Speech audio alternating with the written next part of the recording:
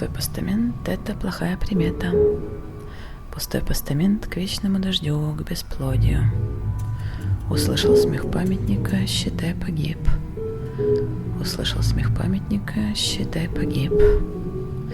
Человек возвращает камням лица. Человек пытается избыть вину. У него ничего не получается. Он все равно виноват. Виноват, виноват, виноват, виноват. Он виноват. Нет лицевой стороны, одна изнанка. Что это они там все время повторяют про уроки истории? Они скучные, скучные, скучные, скучные. Памятник женился на катастрофе, а потом умер. И теперь катастрофа осталась одна. Она напивается и скалит зубы. Она никуда не собирается уходить. Она стареет. Ее больше никто никогда не полюбит. Памятники — плохие любовники, а катастрофы — плохие матери. Давайте теперь все сначала.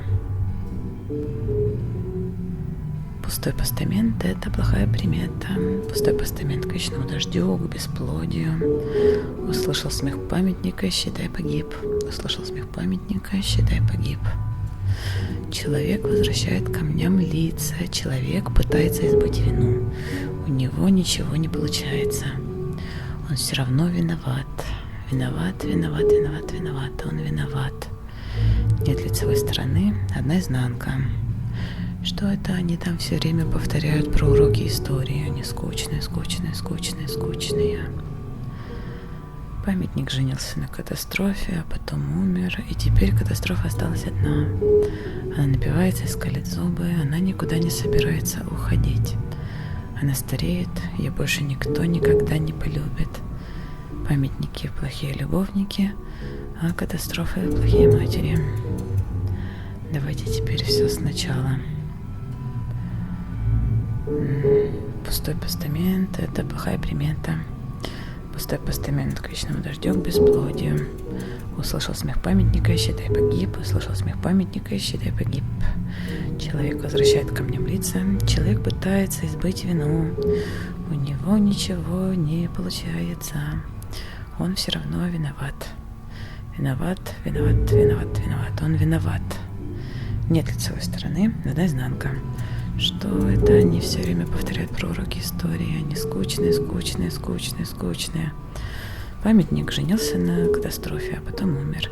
И теперь катастрофа осталась одна. Она напивается и скалит зубы. Она никуда не собирается уходить. Она стареет, ее больше никто никогда не полюбит. Памятники — плохие любовники, катастрофы — плохие матери. Давайте теперь все сначала. Пустой постамент — это плохая примета. Пустой постамент к вечному дождю, к бесплодию. Так, погиб. Человек возвращает камням лица. Человек пытается забыть вину. Виноват, виноват, виноват. Он все равно виноват. Нет лицевой стороны, одна изнанка. Что-то про уроки истории, они скучные. Памятник женился на катастрофе, потом умер. Катастрофа осталась одна. Она не собирается уходить. Она стареет, и больше никто никогда не полюбит. Да.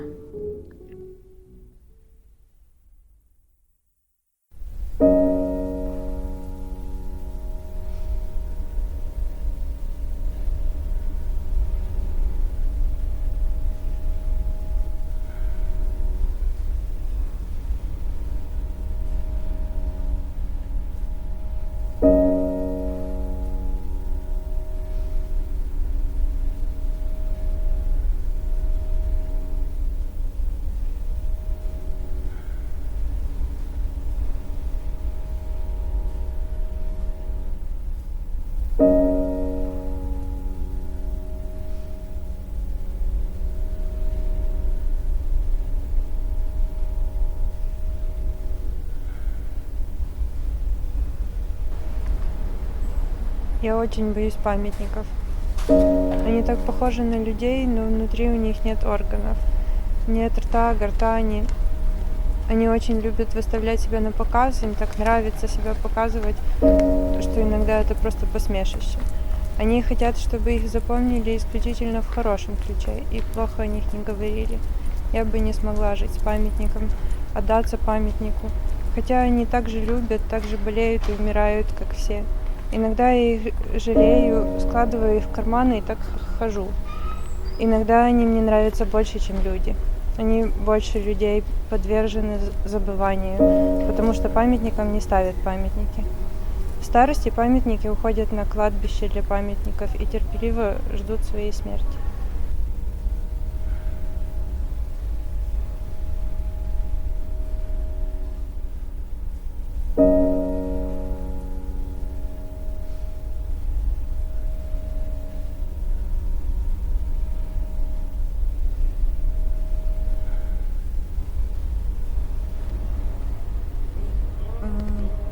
Какой он, я не знаю. Он каменный, сильно каменный. Может быть, более каменный, чем в среднем. Ну да, такой полупрозрачный. Очень большой, огромный. Ну, я бы скорее сказала среднего размера. С рюшечками. Насчет этого не уверена, но в нем точно есть что-то от обелиска, но только круглее. Мы не знаем, что именно он изображает. Победу, инвалидов или Казахстан.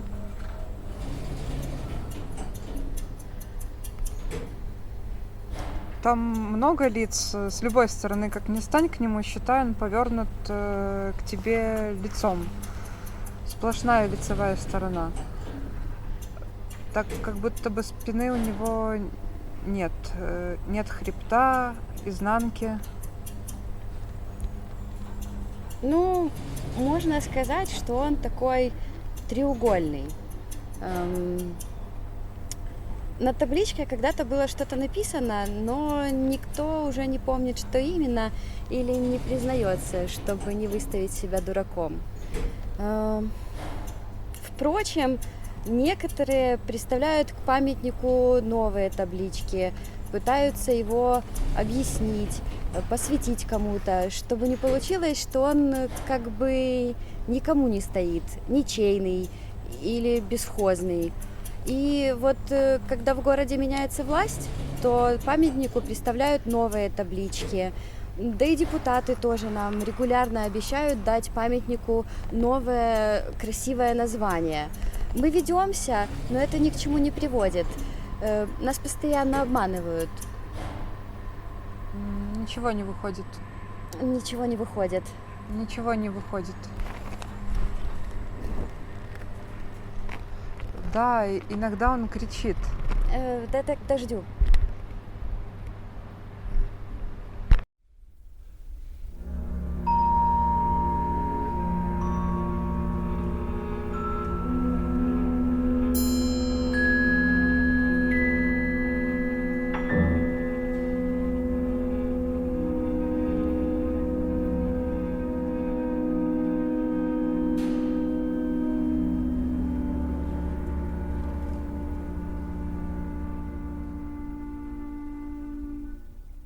Это был памятник героическому народу.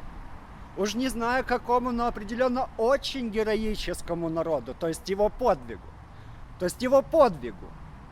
Очень он много гордости вызывал. Все эти мощные лодыжки, становилось всегда горячо в груди от него. Как вроде солнце встает над Родиной. А ты маленький и смотришь на все это.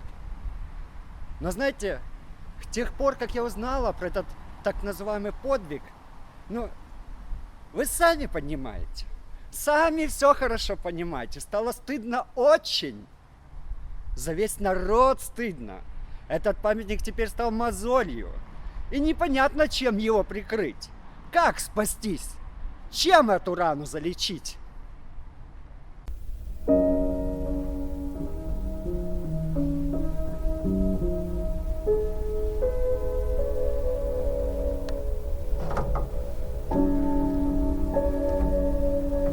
Куда бы я ни пошла, любая улица закрючкована именно так, чтобы снова оказаться у его ног. Я хожу, снова он, скажите, пожалуйста, и снова он. Здравствуйте, девочки.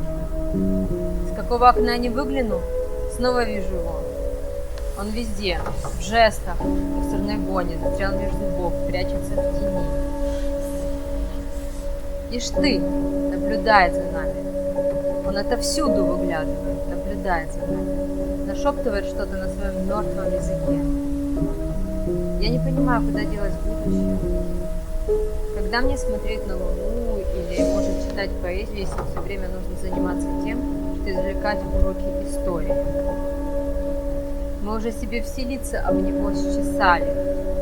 Мы их стерли этим постоянным смотрением. Приходится вытачивать новое, но это если есть деньги. Слова тоже приходится сокращать. Я вот стараюсь говорить короткими словами. Потому что как только начинаешь использовать длинные слова, сразу хочется снова заговорить о прошлом. Сразу вспоминаешь какой-нибудь Сандермох или там Холокост или Шаганен. Мне так иногда хочется все забыть, проснуться другим человеком, и чтобы больше не нужно было на своих ошибках, на чужих ошибках, чтобы не нужно было расхлебывать кашу. Надоело. Садись, 2.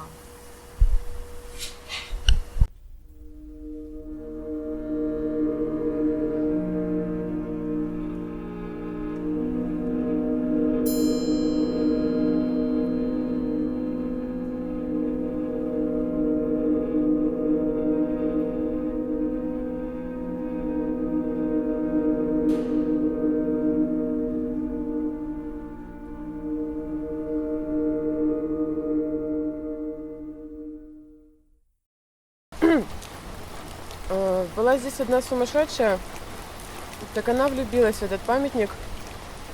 Думала, что раз он памятник, так он от нее никогда не уйдет.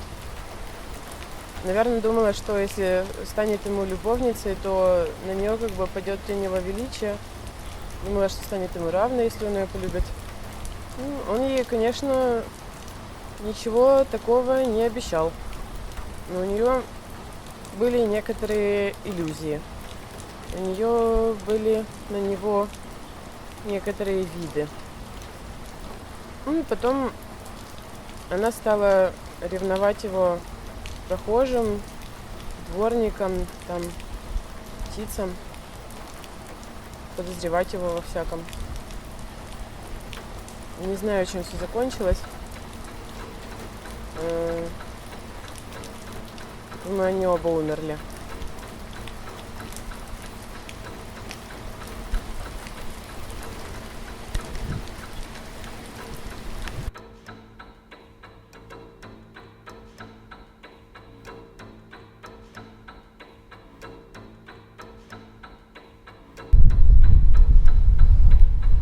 Господь задумал этот мир как эшафот для своего сына. Сын должен был умереть.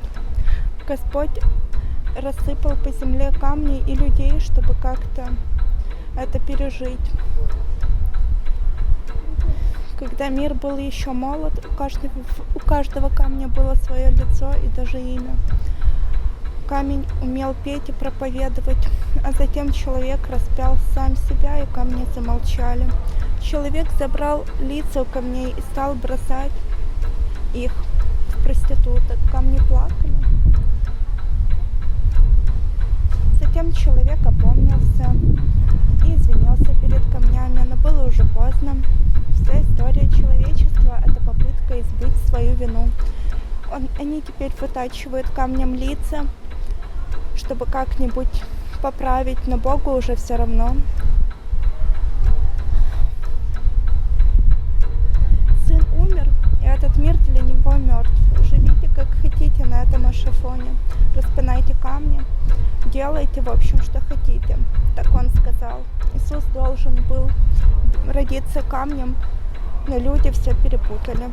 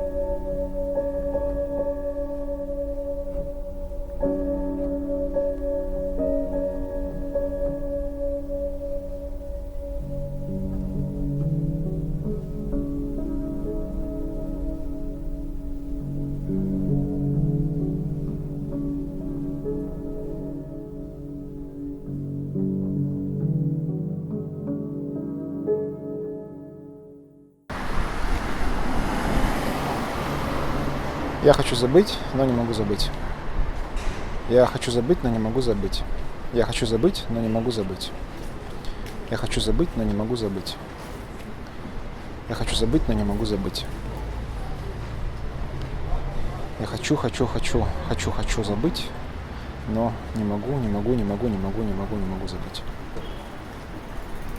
не могу. Забыть. Что забыть? Чего не могу? Ничего не хочу. Все.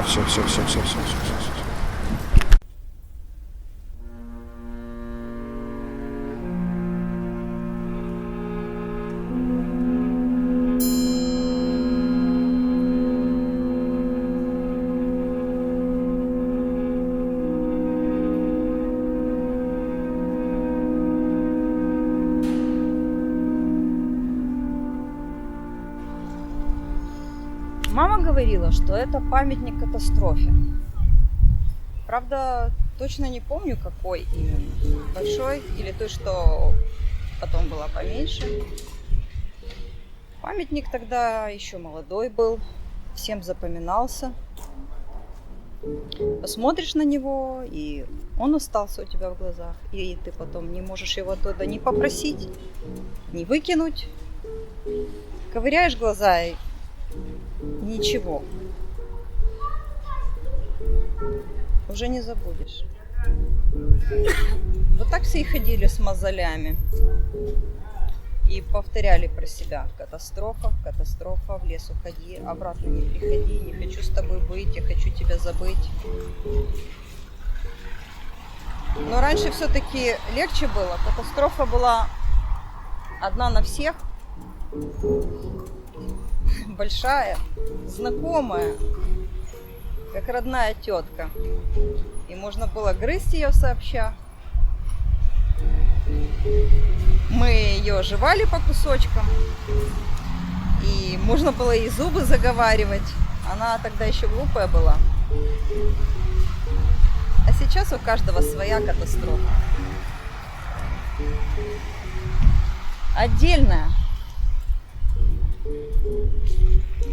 Стало невозможно ее кому-то объяснить или даже просто пригласить, посмотреть.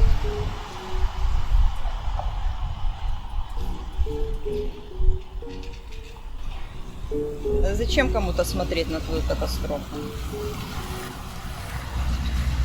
Когда у него дома своя ждет. Ждет, когда на нее посмотрят.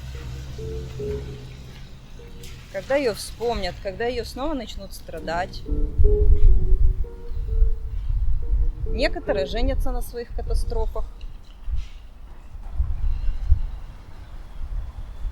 Тогда она залазит под ногти, лезет в глаза. Некоторые становятся памятниками своим катастрофам. Сами как памятники. Ну или попадают в больницу.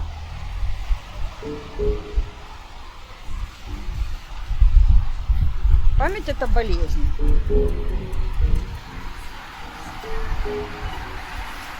Они разучились забывать, и тогда решили игнорировать памятник и не смотреть даже в зеркала. Зеркала даже, кстати, мы тогда решили все выкинуть.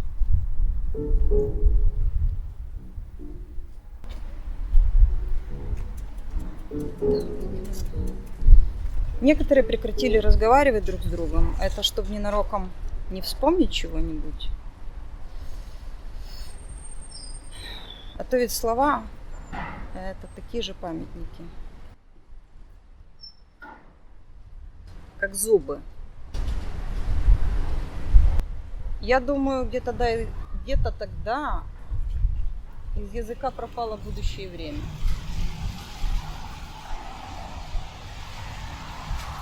Ну, это вопрос к филологам. Я пойду, наверное.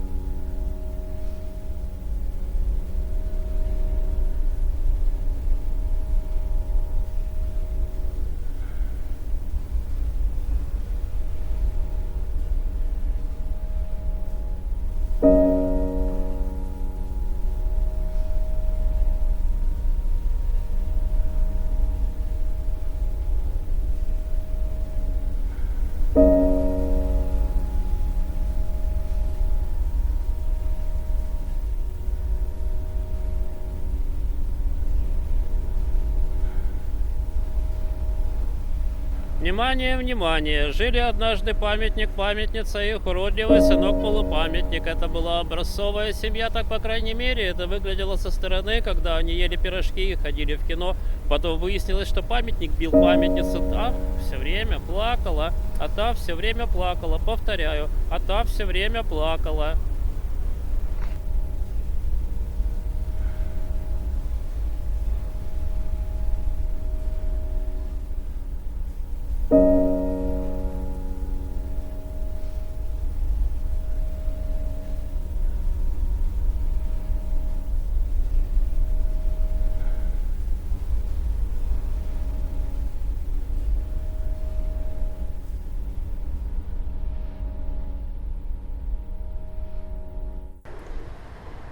Ну, что сказать, помните эту бабу со змеями, Медузу Горгону? Ну, первая догадалась про памятники, про камень. Она стала это хорошо понимать, когда ее изнасиловал Сталин. Что человек заранее носит в себе зародыш камня. Она просто позволяла ему проявляться. Она просто знала, как нужно смотреть сразу как бы из вечности. Все камни раньше были людьми, а потом устали в школу ходить. Вера Мухина это понимала, мистер Геноцид это понимал. Человек это просто камень из мяса. Запомните это, пожалуйста.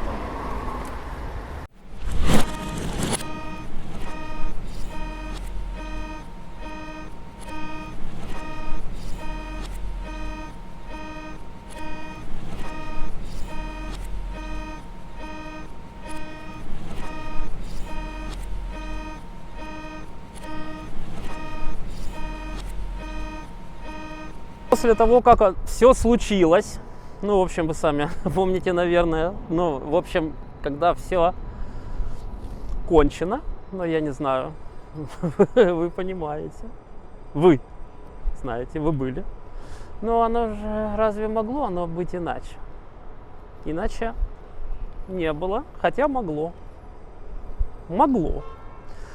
но как все же не было вот именно иначе. Иначе. Понимаете? Вы все хорошо понимаете. Вот вы понимаете хорошо. И самое страшное, что это не закончено. Не закончено. Такие вот вещи, назовем их вещами, они никогда просто вот так это все не проходит. Не заканчиваются. То есть они как бы длятся, продолжаются. Я не знаю, они находятся в состоянии вечного окоченения или оканчивания. Агония. Все находится в постоянном состоянии прощания с остальными. Все вокруг прощается, все прощается, и до свидания, мой батя мой, и мамочка моя. Жили однажды памятник, памятница, и их уродливый сынок-полупамятник. Это была семья образцовая. Так, по крайней мере, оно вот со стороны, оно так выглядело. Они ели пирожки и ходили в кино. Потом стало ж известно, что памятник памятницу бил, а та плакала. Это я ваш уродец. Я. Ну ладно, в общем, после того, как все случилось, все изменилось. Я не хочу сейчас вспоминать, что именно изменилось, но раньше было иначе. Точно было когда-то давно, а потом перестало быть. Наличие ушло. Настала пора прощения. Прощания. О чем вы спрашивали? О чем вы спрашивали? Как бы сказать? Как это сказать? Это сказано, высказано быть не может. Не может. Да, пожалуй, не может. Не может. Абсолютно точно это несказуемое. Ну, а я на этом вынужден признать свое поражение. И до свидания. До свидания, до свидания и до свидания. Я пошел. Поражение.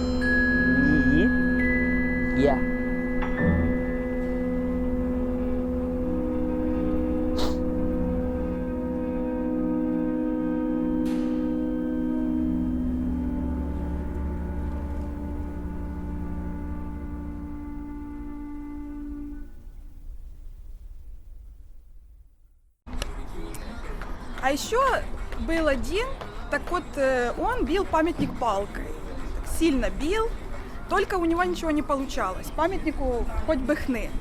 Он все равно продолжал бить, плевался, все тут заблевал, приходил с палкой, так раз, с размаху, будто это памятник во всем виноват.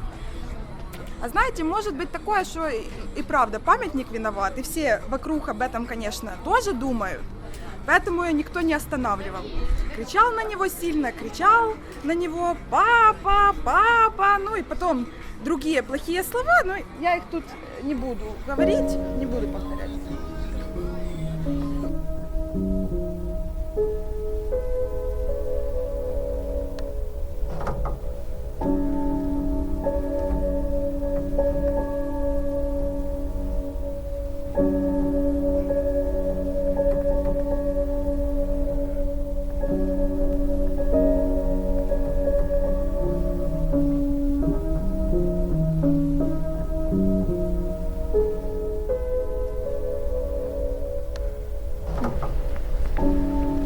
Знаете, у меня такое чувство, что памятник этот поставили сегодня, ночью, пока мы спали. А сегодня я должен думать, что он там всегда стоял. Они ведь постоянно подменяют память. Я не знаю, как, может это радиоволн. Но вот просыпаешься утром и чувствуешь, что память твоя какая-то фальшивая. Что-то не так. Улицы переименовали, у деревьев ветки не на своих местах, у памятников новые лица. Да и у тебя, может, тоже. Оно все кажется знакомым, но это только потому, что тебе записали об этом память. Ты как будто знаешь, как в этом мире обретаться. Находишь правильную дорогу, тапочки под кроватью, магазин на месте и все такое. Но не покидает такое чувство, что еще вчера так не было.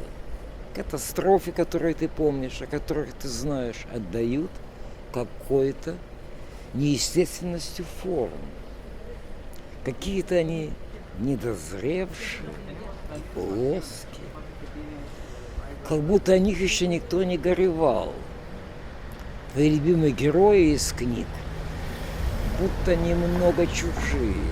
Твоя жизнь будто не так и не тобою прожита, а она и правда может не тобою. Ты никогда об этом уже не узнаешь. Придется праздновать подвиги, которые на самом деле принесли одним несчастье. Придется приносить цветы могиле неизвестного солдата, который никогда на самом деле не погибал.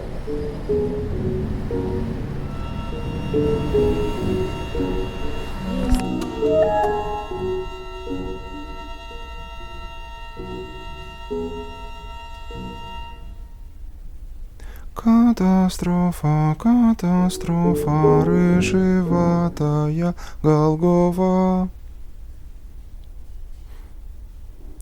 Катастрофа, катастрофа, рыжеватая Голгофа.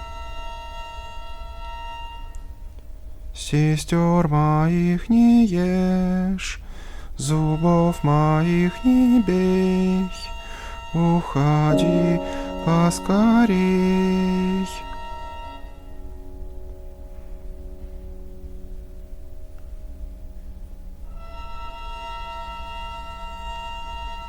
Сестер моих не ешь, зубов моих не бей, уходи поскорей.